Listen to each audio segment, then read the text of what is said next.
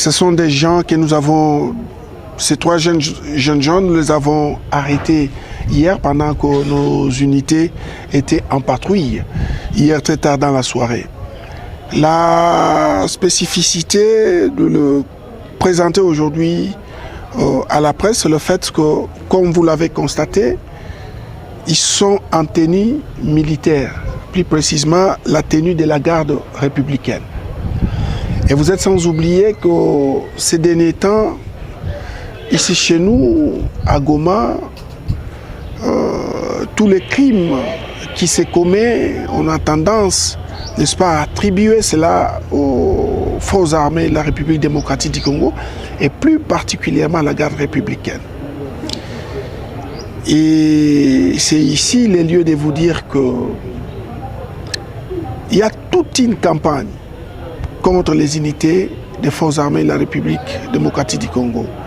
Laquelle campagne est bien préparée par l'ennemi de manière à créer une fissure entre les forces armées de la République démocratique du Congo et sa population.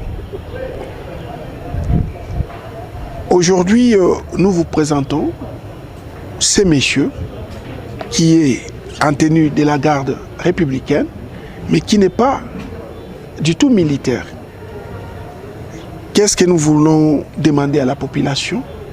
C'est d'éviter de tomber dans le piège de l'ennemi en liant, n'est-ce pas, les actes posés par des individus en tenue, deux fois armés, aux forces armées de la République démocratique du Congo.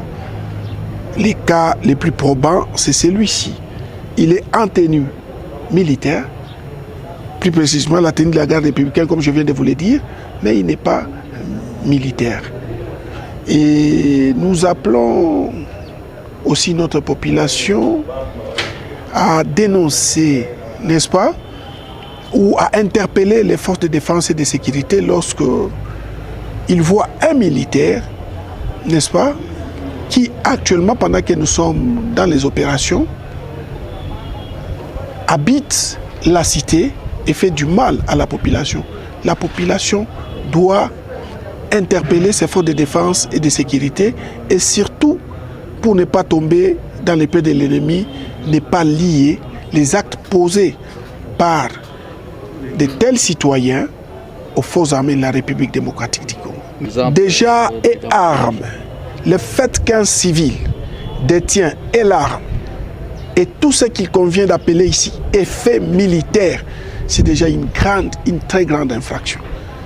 Ils ont créé des désordres là où on les avait arrêtés. C'est en essayant de fouiller qu'on s'est rendu finalement compte qu'il était même en tenue de la garde républicaine.